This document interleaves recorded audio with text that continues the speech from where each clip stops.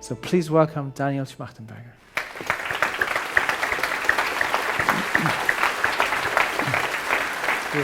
Hey, thank you.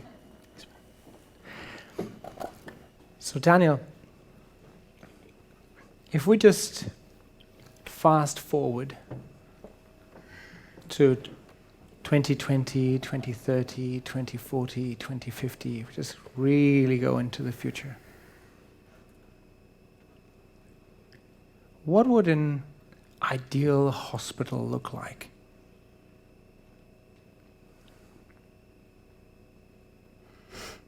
Well, I think in this open space, a lot of ideas were being brought up about that yesterday as well. I think everybody has a clear sense that the environmental design and environmental psychology of the space is a huge part of it. The airflow, the lighting, both natural lighting and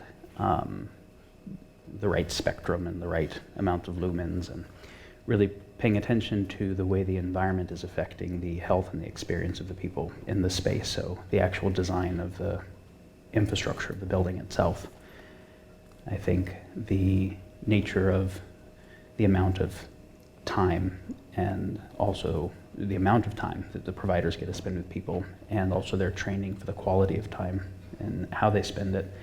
I think there's a lot of things we know about the tech that we want to see in terms of both much higher quality and less invasive diagnostics. And there's a lot of diagnostic tech that by some of those dates will be online that isn't now, that'll make a huge difference.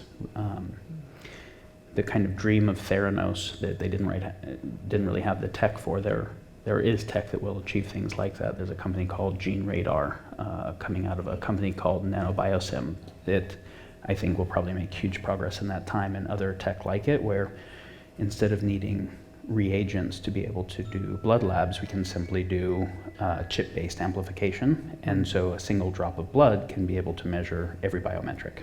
And if you imagine not having the cost associated, then just run every biometric every time on everyone, run big data analysis on an individual person longitudinally over their life, plus on lots of people. And that's not just in the hospital, that can be decentralized so that we start finding early disease indicators and being able to prevent most things. So I think there's a bunch of examples of better diagnostics and machine learning that can augment the human doctor and healthcare provider capacity so that the healthcare provider can be much more focused on actually connecting to people and taking in the kind of diagnostic info that humans are uniquely good at that machines don't do as good a job at, which is less biometric specified and more being able to get the gestalt of the person that lets you even know what to look for and how to interpret it. So there's a lot of things like this that we could talk about. One of them was mentioned yesterday that I just feel like bringing up is the idea that the hospital would feel more like a sacred place, like a temple of some sort, seems to be at the heart. If we put that at the heart of the consideration, a lot of other things make more sense. Yeah. And when you talk about heart-based medicine, obviously we want a medicine that is really excellent in terms of operations. And we want a medicine that's really excellent in terms of the actual science and the technology of it. But what's motivating all of it is the sacredness of human life and human experience, and wanting to be able to support people to have the highest quality experience and the highest quality capacity to offer what it is to offer while they're here. And so that everyone in the healthcare space remembers and continuously that that's actually why they're there, and the entire design is around supporting that experience. You know, you were talking about experiences where people died in your care, and where they died in ways that were really beautiful versus painful based on the nature of the care. So if you think about a hospital as a place where people will be born, and people will die, and people will be brought back from death, and people will have the chance to have a totally different life trajectory based on the care they get. Like, the sacredness of life is more on the altar there than maybe anywhere else. Yeah. And I would like to see something where the doctors and nurses go through a ritual before they actually enter every time, not that becomes a dogma. Because the moment The moment that there is an intrinsically recognized dharma that becomes a protocol and becomes a dogma, then obviously it just becomes performative, lifeless, and then you either do the performative thing or just reject it. But if someone actually kind of reconnected to the most beautiful experiences they had in medicine, the most heart-wrenching experiences, why they were there, what the Hippocratic Oath was, and why they're there, the way that would affect the quality of the interactions, and not just from the point of view that the patient's experience would be better, but also the actual quality of the care would make a tremendous difference. So we could talk about a lot of things based on specifically what we anticipate might be available in those different timelines, what things we could do retrofitting existing hospitals versus where we'd need to build them from the ground up, what things where we're still thinking of a hospital versus where we start to think about decentralizing healthcare into all of life. So that's a start. Wonderful, thank you. So many open questions. Let's, you were putting the temple in the center. So maybe let's start at the center. And I believe it's, what you're describing is that the subjective experience of a true dedication, of a true interest of the healthcare provider. So rather than being busy with themselves, but actually truly caring about the person there in their care. That subjective experience will improve the quality of care, not only in terms of making less mistakes. I realized this the first time when I learned to make all these prescriptions, and so here you go, and here's another one, and here's another one, here's another one, and you're just describing. And then I realized suddenly my kids were in hospital. And I sat there and said, like, okay, all right, now my kids are in hospital. Next one. And I went, do I really want that? Such an important moment to realize that when I see children and I make prescription based on what their disease is, or I make a prescription for somebody that I have a personal, direct relation with, it's somehow, there's a moment of, there. So the quality, I completely agree that the quality of care, when we talk about patient safety, a big topic today, if we talk about patient safety, we improve the way that healthcare providers show up. This will improve the quality of care, it will improve the safety of the patient, but it will also improve patient satisfaction. And so there's a subjective experience on the other side. So what could you see as steps taken? Well, now let's start with the end in mind. What would you see in 20, 30, 40, 50? What might be the way that, what might describe or constitute the relation between a healthcare provider and a patient? So you mentioned less mistakes. I think getting rid of all of the avoidable iatrogenic illness is, it would take a few things. Increased presence on the part of the doctors and pharmacists and nurses is going to make a huge difference to that.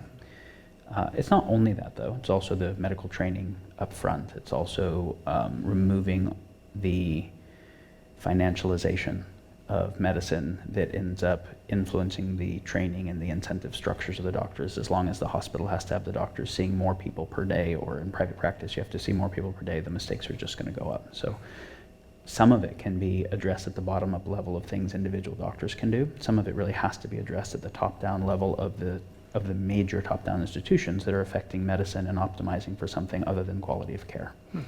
And if we have trillions of dollars a year optimizing for things other than quality of care, compared to the relatively small level of a few doctors, that it's actually an asymmetric warfare against health, right? As long as at a federal level we want to optimize GDP, and we think about GDP as a sign of the success of the country, sick people are better for GDP than healthy people are in a narrow point of view in terms of medicine.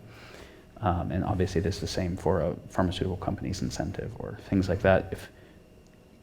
If we could just prevent medicine by making healthy people, we would obviously have the best system of healthcare, and it would totally tank GDP from both a pharmaceutical and hospital revenue point of view, as well as from the revenue of food, drug, et cetera, companies that make more money off addiction. Yeah. So there's systemic factors as well as kind of individual practitioner factors that have to be addressed to remove iatrogenic disease.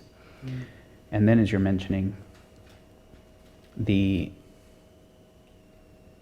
increased presence of a practitioner with a person who is in one of the most disturbing positions people can be in, where the quality of their life or their loved one's life is like up in the air and they don't have the technical expertise to know how it's going to go, and so they're trusting a stranger with the most precious thing to them. Actually feeling the care and the presence and the attention of that stranger is going to make a huge difference, where even if the thing is uncurable, the actual experience of someone is a terminal value in and of itself, independent of how that translates to objective outcomes. And it will translate to objective outcomes, both in terms of increased diagnostic insight on the part of the practitioner and a psychologically better state and less stress on the part of the patient is going to help their healing process. So, this is just kind of recapping why heart-based medicine matters, right? And then, I don't think any of that answered your question. Your question was, how do we... What would constitute the relation between the healthcare provider and the patient? And so you mentioned quality of care, and we started at kind of avoiding mistakes, but we may, just as we look at disease on a systemic level, we look at mistakes. In terms of heart-based medicine, we want to look at kind of shift the attention a little bit away from disease towards health. So on that systemic level, we may want to ask, what is quality of care when we shift it towards the positive outcome, towards the potential, and how might that be a constituent of the relationship between... So let me do a long-range version of this. I'm not going to try and specify the timeline. We'll just do it will generally be hopefully trending in this direction if it's on the right path. So let's say we look at the trend of technological automation to automate things that we can proceduralize. That'll affect some things in medicine, and hopefully it will, because that would be great. There are some things that machines can do as well or better. And it won't affect other things, and if it does, that'd be a bummer because they do it less well. But outside of medicine, most of the jobs that people like the least are some of the ones that are most available to technological automation, because the more procedural something is, the easier it is to automate. The more procedural it is, also the less creativity and learning is involved, which means we have the less intrinsic motive for a human to feel like they can self-actualize there. And so as we progress to more technological automation and more categories, we also start to change a lot of the underlying assumptions within market theory, that we need people to do the jobs, so we need to make it to where the people need the jobs. Well, when we don't need people to do a lot of the jobs, then we can also start to create more of Commonwealth resources that take care of people's needs, to have a system that is more focused on the intrinsic incentive of people than the extrinsic incentive. When you have to get people to do shitty labor stuff, you have to extrinsically incent them. When more of that's automated, then we get to facilitate what is actually intrinsically interesting and meaningful for people, and it's not just playing video games all the time, if they get to be facilitated to recognize that their short time here can actually mean something. And I think the things that people will most want to do have to do with connection, creativity, and healing. And so I think there will be a lot more people in the healing professions. And I think as we think less and less in terms of how do I think of this as a way to financially support myself, and more in terms of if finances were already supported, what would I want to do? A lot of people want to do things that involve connecting with other people in ways that contribute to the quality of their life. And that's everything from like music therapy and art therapy and psycho-spiritual practice to training people's physical bodies and like that. So I think the role of the doctor will become largely decentralized to a lot of other things that are promoting well-being more than just dealing with the after effects of not promoting well-being. And similarly to when we say removing iatrogenic disease requires not just change on the doctor part, but also the structural incentives that lead to iatrogenic disease. If we want to obsolete as much of medicine as possible, we have to look at what the upstream causes of the problems are. So obviously if we if we don't just look at healthcare, but we look at the embedding environment of things that affect people's health, and we're pumping billions of tons of glyphosate and other pesticides and herbicides and petrochemical toxins into the atmosphere and into people's food supply and water supply continuously, and embedding them in the manufacturing process in the carpet and the paint and where all of our environments are actually toxic to the way we genetically evolved. We genetically evolved to an environment that didn't have organophosphates and neonicotinoids.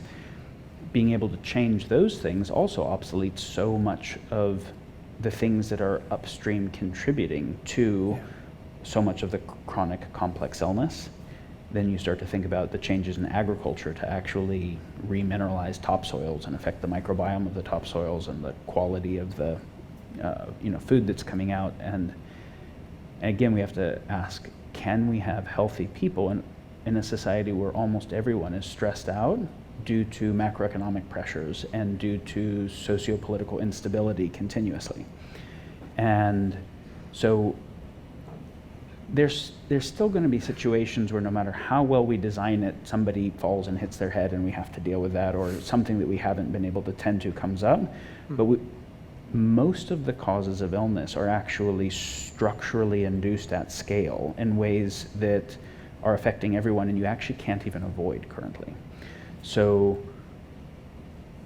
I'm answering the question about the relationship between the practitioner, partly saying most of the things practitioners are currently looking at, I would like to not exist at all, because we're dealing with them upstream, both by doing health promotion and by stopping the things that are doing health degradation.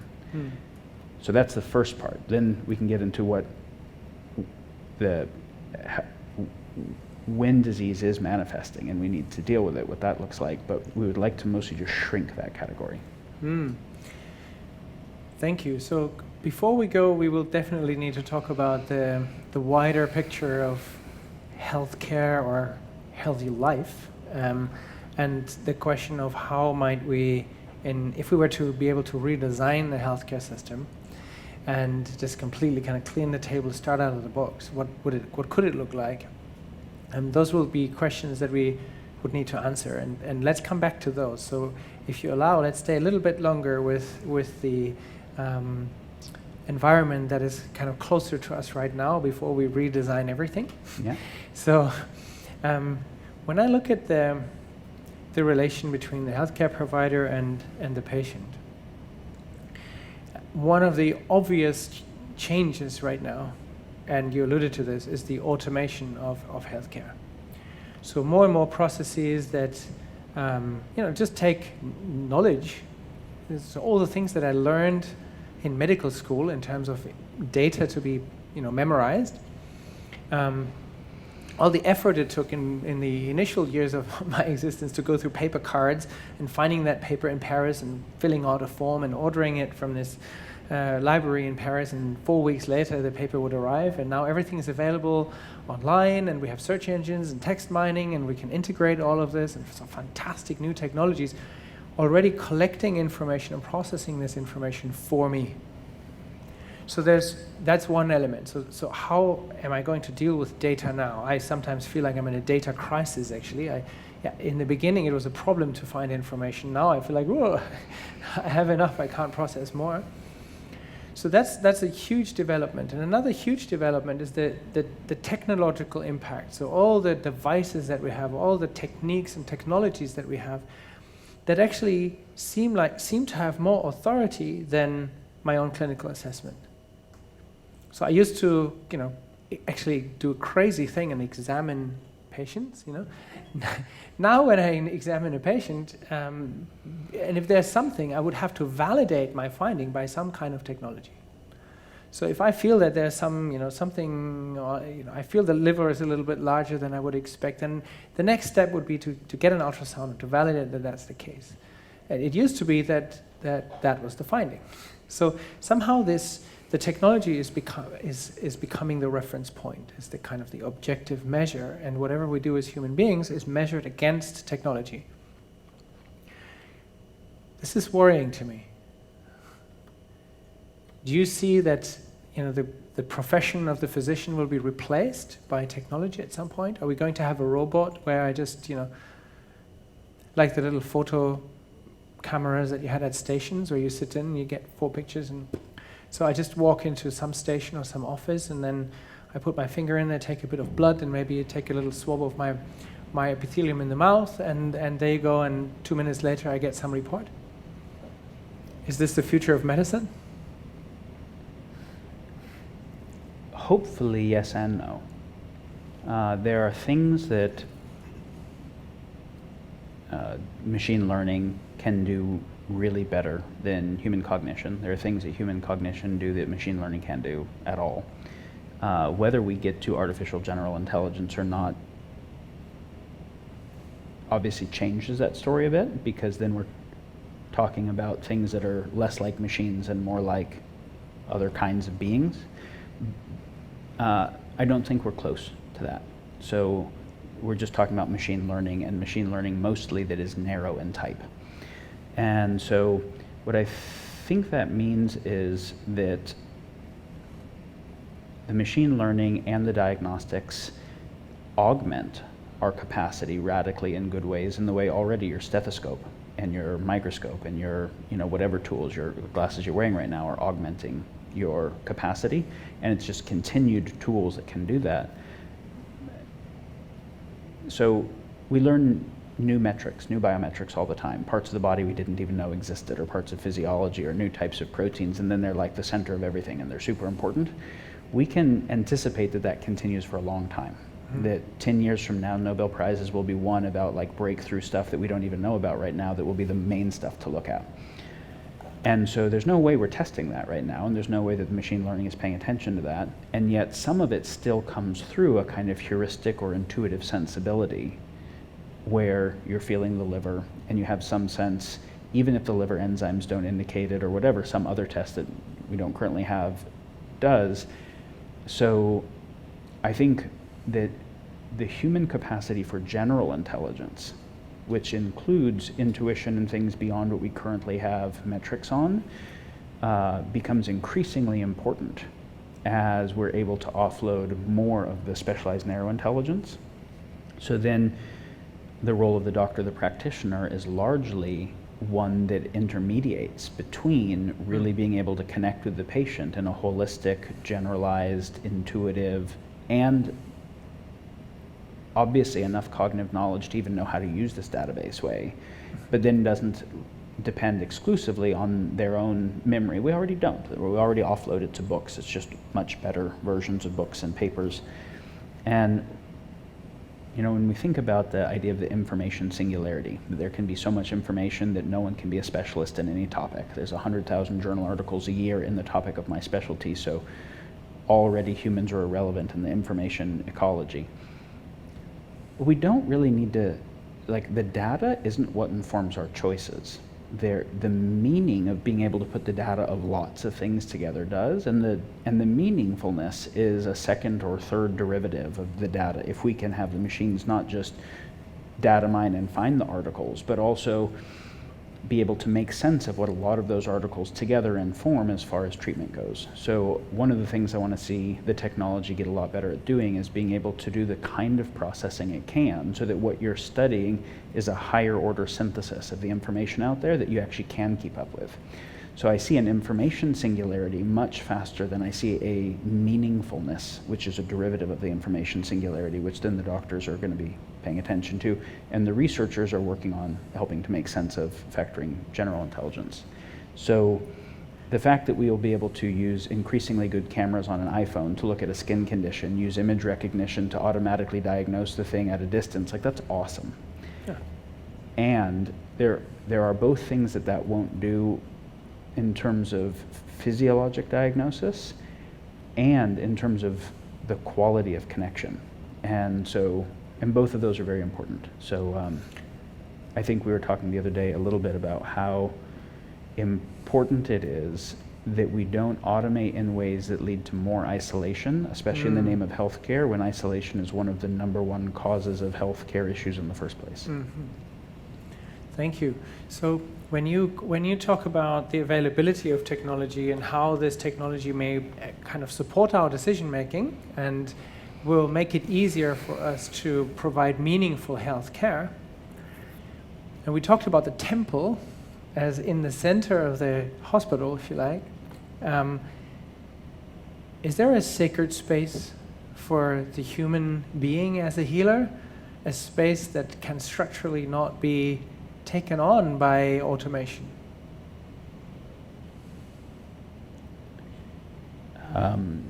Yes. I think it's obvious. Again, we have to question, like, let's separate the topic of artificial general intelligence or silica-based life, because now we're talking about life, and whether that is possible ever or not in terms of the theoretical possibility of it, and what the negative implications of silica-based life trying to share a biosphere with hydrocarbon-based life might be. Like, that's so not near, if ever, we can take that off. And so really then we're talking about human connection, of being able to connect with someone who can actually care about you, and machines that are simply doing input-output processing. We obviously want to extend our capacity with machines, and the healthcare, the center of it is actually care. So this care, so we have the temple, we have the sacred space, we have care as the primary ingredient of the relation between the healthcare provider and the patient. Something that remains a human environment, something that remains a human capacity and quality. So if this is something that can be established already can be promoted already in the existing healthcare system. Now, you were alluding already to, well, yeah, but healthcare is not limited or confined to either the consultation room or the hospital, as really, whenever a doctor is needed, we're too late when we talk about health. So we've already reached a threshold where several nonlinear processes have scaled up and a threshold has been reached, and now the dis-ease has become symptomatic. So we're way too far downstream. So what we really wish to see is, if we want to promote health, is to address these health issues more upstream. You already alluded to agriculture, finances, social interactions. So what are these areas? So if we're kind of moving from what is an ideal hospital to what is an ideal healthcare system, how would that change our perspective? What are these elements? As we think about moving forward, we need to think about our actual evolutionary environment in terms of what our genes were selected to actually do well in. Because our future environment will be different than that, but it has to not be misaligned with that, right? We've created a world in which we're actually genetically misfit in really important ways, so we have to consider this. When we think about the evolutionary environment of humans, the first thing is we're social primates. And we, for all of our evolutionary history, we're in bands and tribes with extremely close, high trust interaction with lots of other humans. And I mean, we can look at how that affects via physical touch and microbiome sharing and pheromone sharing to the actual attachment theory of it, and it's going to go beyond any of those specific mechanisms. That's foundational to physical and psychological health. And so we're not just talking about how the infrastructure will work, we're also talking about how the social structures work. I think it's really insightful to contemplate how many people you trust as much as anyone in a tribe would have trusted everyone they knew. Because most people don't have anyone that they feel like they know as well or knows them as well or they can trust as much as humans evolved being able to trust all the people they knew. And I don't want to over-romanticize. It's not that there weren't difficulties that were associated, but the kind of fierce egalitarianism tribes had to have to be able to function together well. Like in a tribe, you can't have right, left antipathy and stay together, right? You can't have internal defection. You actually can't even get away with lying because everyone's going to tell. There's a forced transparency at that small scale. And so we actually need extraordinarily high trust environments for psychological health, and we need psychological health for physiological health. So that's one example. So when we just stay with the social interaction for now, and that's one of your favorite topics, is what is the impact of a societal development on various factors. So if in this conversation we focus on health, what would be key societal developments that we would like to see, again, kind of time warping forwards to 2050? What would we like to see in place in our societies that would reduce the healthcare, the attention in healthcare facilities as we have them today? So could we kind of address some of the problems that we see in hospitals now already upstream?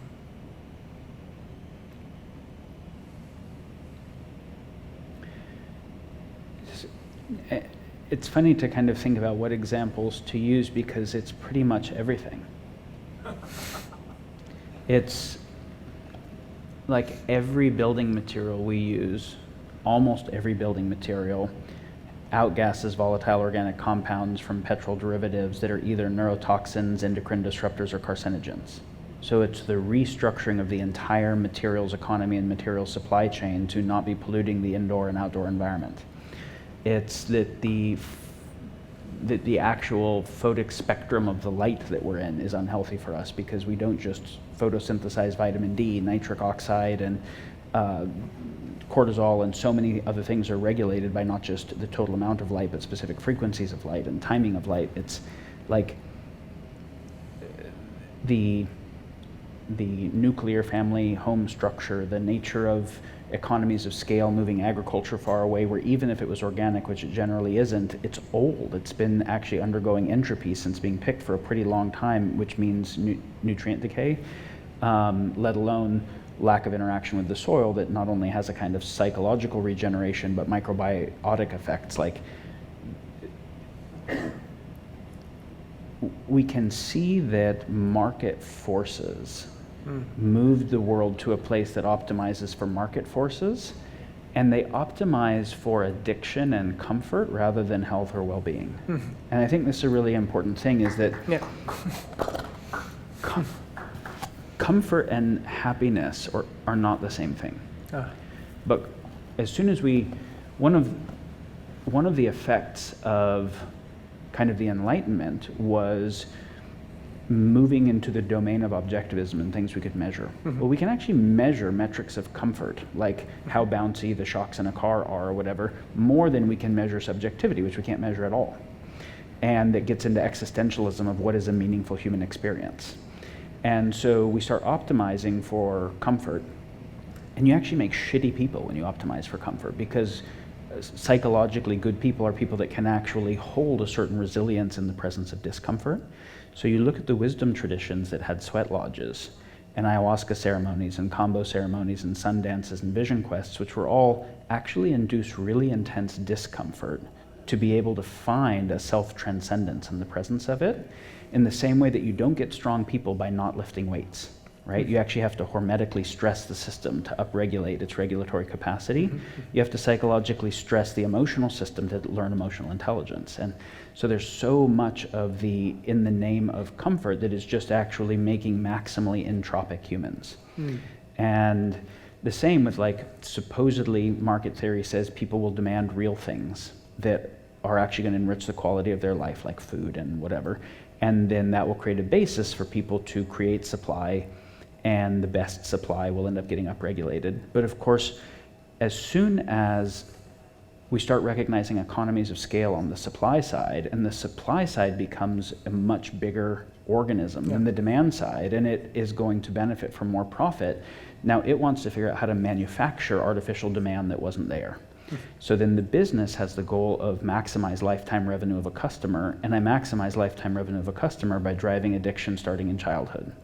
So if I can have social media and entertainment that's maximally addictive, that figures out psychologically exactly how to have the right type of dings to get you back on and make you feel miserable if you don't have it, and do the same thing with food and etc., then we can have the plausible deniability, I'm providing what people want. Yes, after you drove addiction, in them using asymmetric information and narrative and technology warfare to drive that addiction. But this does not create healthy or happy people or a good society. So you actually have to change the whole nature of perverse incentive and market dynamics writ large to be producing goods and services that are actually supporting the health and well-being and integrity of people in society. The redesign is pretty much everything. So if I just put this into a pediatrician's kind of way, making it simple, then what I understand from you is that the entire concept of healthcare as a service that is being paid for, including all the products that are part of this service or come along with this service, is not in line with the concept of health as you're describing it. So all of this works as long as we have disease. So if we have a problem to be solved, if we have a disease and we give it a name and we give it a label, that allows us then to say, if you have that disease, then you need this kind of diagnostics, and therefore you need these sort of machines, and therefore you need these sort of treatments. Congratulations, yours sincerely. Thank you very much. So that is one aspect. And the other is when we actually want health rather than the absence of disease, then all of this is a misfit. So whatever we have constructed in terms of healthcare system, trying to overcome disease as a system is not useful if we're actually turning our focus towards health. Is that? I mean, it's funny, even if we just think about disease diagnosis, I think most of the actual diseases that we have diagnostics for are made up, they're fictions. So obviously ADHD is a fiction that is just making childhood a disease, and that is take kids, have parents pay no attention to them.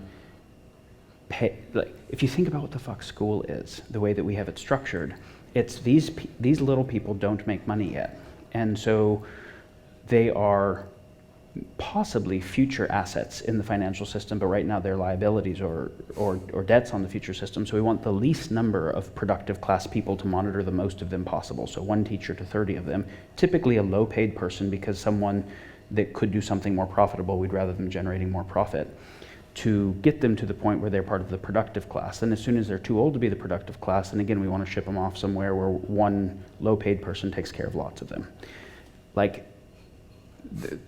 So we start with that, and a school system that doesn't facilitate their interest in anything, forces them to be interested in totally uninteresting shit, breaks their interest in life as a result, so then they want to play video games and watch porn or whatever, and then we say that's what human nature is. It's only human nature after we broke it, right? Mm-hmm. So then we medicate that as a disease, because that's also a super profitable thing to do, and then that creates the beginning of an iatrogenic cascade where the side effects of the Ritalin are going to need an SSRI later, and then are going to need a benzo.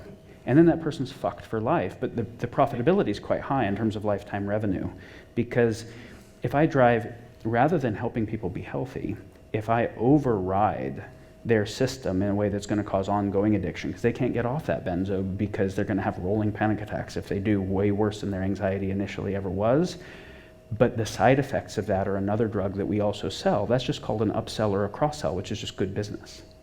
So, obviously ADHD is a bullshit disease. Most psychiatric diagnoses, it would be way more useful to think about it differently. But also, every complex chronic disease, they're bullshit diseases. In terms of rheumatoid arthritis, we call it a disease, or MS, or Alzheimer's. They don't have the same cause. If I see 10 different people with MS, and I actually found out what's going on, because right now we don't know what's going on at all, so the disease just allows us to know what symptomatic drugs or ameliorative drugs we're going to do, but we can't cure any of them. But if I wanted to say what's actually going on, the pathoetiology is different in every case, because they're multifactorial, and they're not the same set of factors. And so the fact that there's a cluster of biomarkers and a cluster of symptoms that I can make a disease title for it to then know what drug to prescribe, and insurance can do that thing, doesn't mean that that tells me anything about the pathophysiology of it. So even insofar as I'm thinking about the disease, I see MS, I don't know shit when I hear MS. All I know is, okay, so there's some kind of autoimmune neurodegenerative stuff going on. This system was exposed to some things that created dysregulation, deviations from homeodynamics that probably led to more susceptibility to more dysregulation, that eventually reached a threshold that had symptomology where there was probably pathophysiology going on for years or decades ahead of time. And for this person with MS, it was a mold exposure 30 years ago that left mycotoxins, that changed cytokine profiles and whatever, that then 10 years later, they had a micro TBI from a car accident, and then a divorce stress that threw them over, and now it's MS. And in somebody else, it was a tick-borne Lyme exposure, and then some food poisoning in Guatemala, and some glyphosate, and then some other emotional stressor. So to actually be able to cure it, I need to know that stuff, which the title MS doesn't give me. So not only do we want to move to health promotion, like we want to even think about disease in a reasonable way. That is so interesting. It's so interesting because the way we do studies, at least when I look at the studies, that those are the classic type of clinical studies, what we see is that there's there are basically two observations. So there's a starting point and an end point, and then we assume that there's a linear association between the two. And it seems that as we are learning more, as there's more insight into how we might be able to calculate nonlinear associations. Yeah. And we're recognizing that probably a lot of what is happening during this time of observation in a classic clinical trial, what we observe there is very much dependent on what happened before this trial and all the things that you're actually describing. And the heterogeneity that is real is not usually captured in the kind of typical table 1 in a paper saying, what is the distribution of sex and gender and ethnicity. So this is way, way more complex than that. And we haven't even started to come to grips with the complexity of what the regulatory mechanisms are before we start to observe something. Right. So a lot of what I hear from you is that a lot of the science that we look at, so that a lot of clinical science is based on a syndromic diagnosis. So we're saying that this patient group shares a certain set of signs and symptoms, and if it's that, then we give it a name, and that's a useful thing to give it a name, so we have a working hypothesis and can talk about it. But along the line of this process of discovering what is actually going on, we are kind of taking this diagnosis as something set, as something that exists as an entity, rather than a working hypothesis. So then we start to developing drugs to fix a problem, so to fix the signs and symptoms, which is a good idea for those who do have the signs and symptoms. So it's at least very promising if you do suffer of MS, as the example you gave. If there are solutions to the problem that I experienced to the signs and symptoms, that's a useful thing. But we could recognize that this is like a painkiller rather than something that really addresses the cause of disease. So what might be the steps for us? What would be the structural approach to take in the future so that we're actually turning our direction and really drill down to the cause of disease rather than trying to fix signs and symptoms? Yeah. And, don't get me wrong, symptomatic medicine and palliative care and, ameliorating some of the advancement of pathology like this, awesome. Novocaine is one of the best inventions ever. Dentistry totally sucked before Novocaine. So that's not addressing something at a causal level, but it's awesome, right? So, but we can do so much better, and there's a place where, okay, so let's say I'm looking at the relationship between the regulatory bodies, so in the US, the FDA in particular, other bodies, AMA and whatever, but let's look at the FDA for, is this a treatment that can actually, a doctor can give to treat a disease, right? So the disease has been recognized, the treatment's been recognized. And otherwise, the doctor's not allowed to use it, insurance won't cover it, whatever, right? So we look at what it takes to get the regulatory status, which also means then that it will get trained to new people in medical school. Well, so phase 3 clinical trials are going to cost $1 billion. Most of $1 billion, but now factoring all the things that don't make it through, matriculating that, right, $1 billion.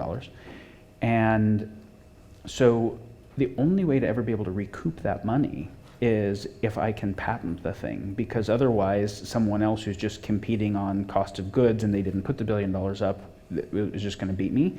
And so if I'm looking at patentable stuff, then I look at the regulatory dynamics around patenting. I can only patent synthetic molecules. And that means that the things I'm looking at are not part of how your body worked when it was healthy and are not part of the evolutionary environments that made humans in the first place at all, ever. So what's the chance we're going to be able to do health promotion with weird synthetic molecules that were never part of the original picture, because the intersection of the regulatory landscape and IP law and the financialization of the research make it to where we can't even study the right stuff. So let's say I looked at when the same person with the same genome didn't have cancer and they were super healthy, and now that they have cancer, what was different in their body, or before the autoimmune disease, and I see that there are certain cell types and certain peptides that are much more prevalent and other ones that are less prevalent, and I would start to think about types of biological endogenous medicine I could do. Well, I can't even research most of that because I'll never be able to patent it, which means there's no money for the research to ever be able to get it through clinical approval. So basically the epistemology that looks for one drug, one disease, set of symptoms, one drug, it's totally dumb epistemology, but there is no incentive to be able to try and do better complex epistemology from a finance regulatory point of view. So the epistemics are actually straightforward, which is acute causation, acute singular causation is straightforward. You got a physical injury that was an acute injury, we're going to sew it up, don't do that thing again, right? Or you had an acute infectious exposure, we're going to give you the antibiotic for it. Even that starts getting questionable, because did everyone who is exposed get the same thing, and do you actually have underlying immune weakness? And is the antibiotic actually necessary, and are you breeding antibiotic resistance in the whole population by using it unnecessarily? There's questions there, but let's just say there are times where that's true, an acute thing. But most disease does not have a single cause. And the causes, so they're multifactorial, they're different for different people, and many of them are radically time delayed. And so to actually be able to do curative work, we've actually got to be able to assess how the regulatory systems of the body are doing and what the deviations to homeodynamics that the person has been exposed to are, find the unique set, be able to specially reverse that unique set and generally support the homeodynamic systems of the body. It's a totally different way of thinking about medicine. So you're talking about, in a way, you're talking about personalized medicine, precision medicine, terms that have been used in different ways, but let's say N=1 medicine. Yeah. Now, part of how research is done right now is to understand what is going on in a single case by looking at similar cases and comparing them and trying to understand the pattern. So what we do, the approach to research is to kind of look at the disease from the outside and recognize patterns of disease that are similar in a group of people that we observe. That is essentially different to the disease experience of the person who had this threshold, this multifactorial threshold experience. So is basically the way we conduct research today is completely missing the point?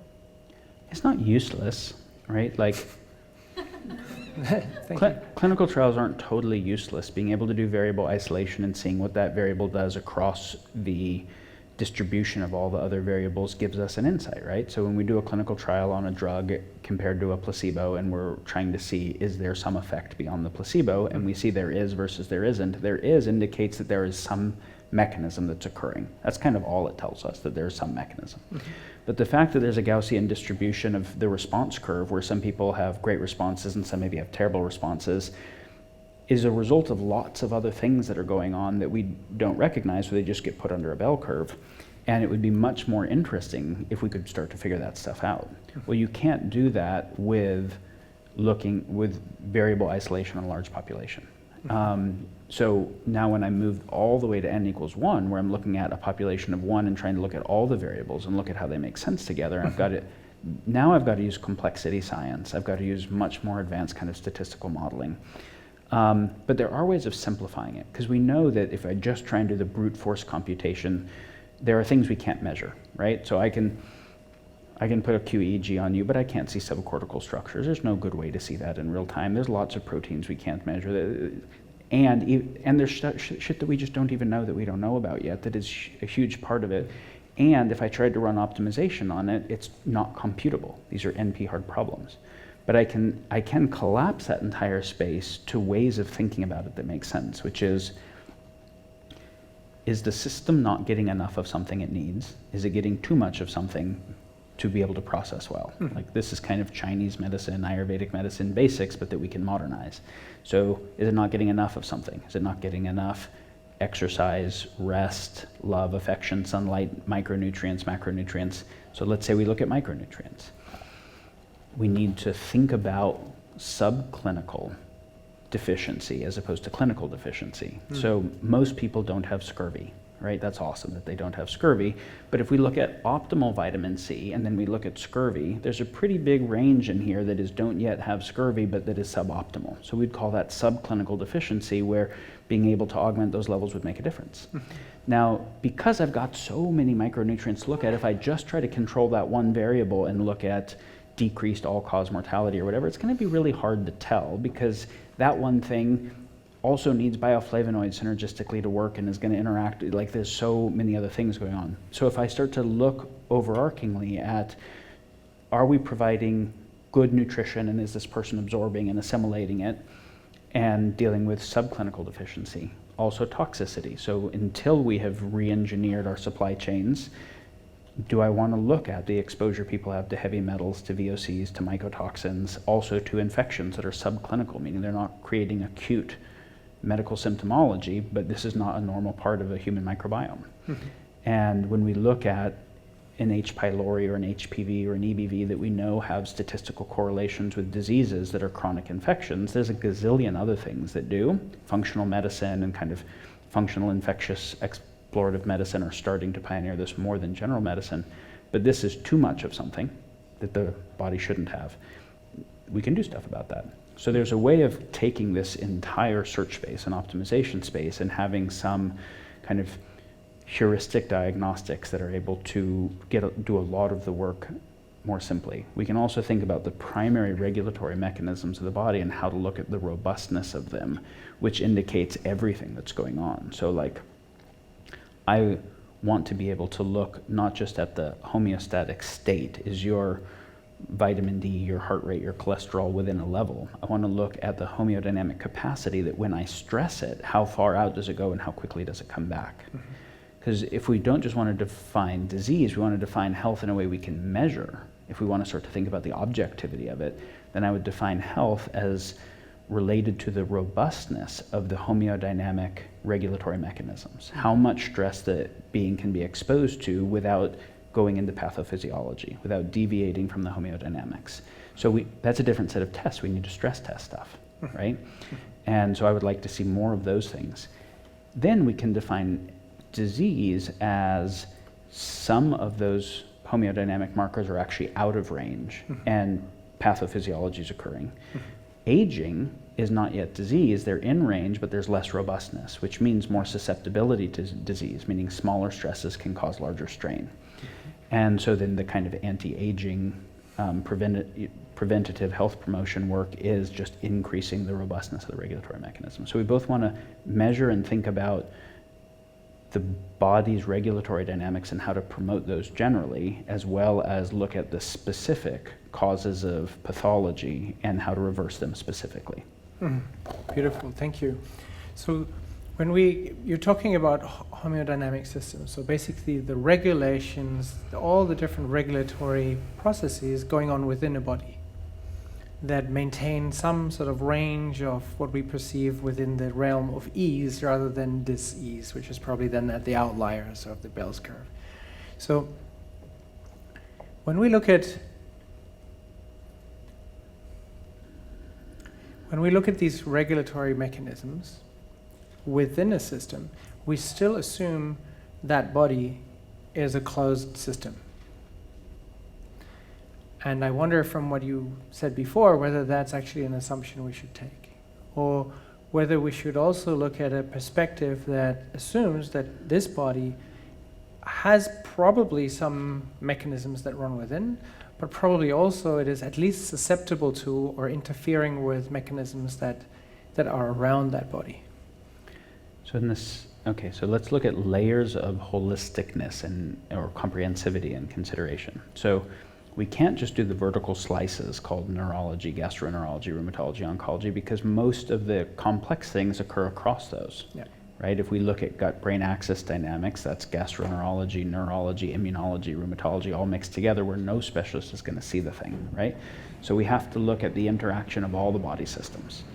We also have to look at the horizontal slices, the omics of, it's not just what's happening at the genomic level and the epigenetic and the proteomic, but also how the top-down connectomic stuff and neuroendocrine stuff is affecting the bottom-up stuff. So we want to think about all the body systems together.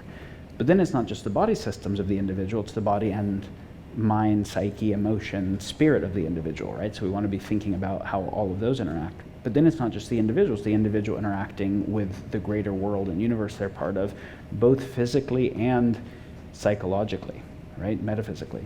So physically, I find the person has mycotoxins and I send them home to a house that still has mold in it. Like, obviously we have to address the physical environment they're in. Or we know very clearly that the lifestyle of people is going to be affected by the lifestyle of the people they're spending a lot of time around more than almost anything else. So the person has illnesses associated with obesity and I send them home to an environment and a community in which the health habits of everyone suck and are self-reinforcing and would be ostracizing if they did something different. Or where the person's really lonely, and loneliness we know drives addiction. So I've got to think about the physiological and psychological interactions of the being with their environment and what's necessary. So when we think about a integrative or a holistic medicine or healthcare, it has to factor all that. So to what degree is a sense of isolation or separation a cause of disease? Whether it's the subjective experience of feeling separated, is that a statement you could go along with, that the sense of separation is a sense that I may create, but it is an illusionary sense, whilst there is nothing but an interconnectedness. So as soon as I perceive myself as separate from that one interconnectedness, this is a cause of disease? When you say that the disconnection is illusory, well, that is true on some levels. It's also switching the burden to the individual perception, where maybe they actually have social dynamics that really are ostracizing or really don't have real connection in it. Of course, insofar as I'm talking to the individual, I want to help them figure out how they can take more agency to change their life. But insofar as I'm thinking about how to change systems, I want to say, how do we make systems that support individuals more? That's kind of the classically right and left perspective, individual or collective focus. You have to do both and pay attention to the virtuous cycle between them. When you look at work of people like Gabor Mate and others on attachment theory and how much the sense of isolation drives addiction, which then drives so many other things from a health perspective, I think this is huge. But it's also like, when we look at mass shooters, none of them that I'm aware of had healthy, meaningful relationships before being mass shooters. So news goes in interviews and says they were all the neighbors, and the neighbors say the person was a loner, they totally kept to themselves, nobody ever saw them. Which means that person was getting to progress in their how disenfranchised they felt, how depressed, how misanthropic they were with nobody knowing and checking, which is also why I don't want a world that allows people, that makes it very easy for people to be isolated that much. So if Amazon's going to come deliver the stuff at the door and my doctor on the phone can do that, people can be progressing in their psychopathology radically and then having access to more destructive tools than earlier humans had. Right now, AR-15s, and beyond that, weaponized drones, right? So it's not just that the isolation is bad for the person. It's that the isolation makes those people very dangerous to the health of the society as a whole. And so it's actually important that as we're thinking about redesigning civilization, we're making the processes by which people get their basic resources provisioned and needs met involve interacting with other humans in healthy, enriching ways. Otherwise, the intersection of people that are progressing in psychopathology with decentralized catastrophic technology is a major problem for the world. Yeah. Thank you. Thank you for all your insights that you've shared with us. It's become very clear to me that when we direct our attention towards health and less on disease, there's no way we can limit it to an individual. We have to think systemically. There's no way we can limit it to the consultation room. We have to think about the environment, the immediate environment, the social environment, and all the other major parameters that constitute health in terms of social environments, in terms of agriculture, in terms of environmental pollution. And you only touched on the financial aspects and how markets driving the healthcare system as it is at the moment having a major impact. Thank you very much for giving us such an extraordinary broad overview. Thank you, Daniel. Thank you. What a great pleasure to have you here. Daniel Schmachtenberger.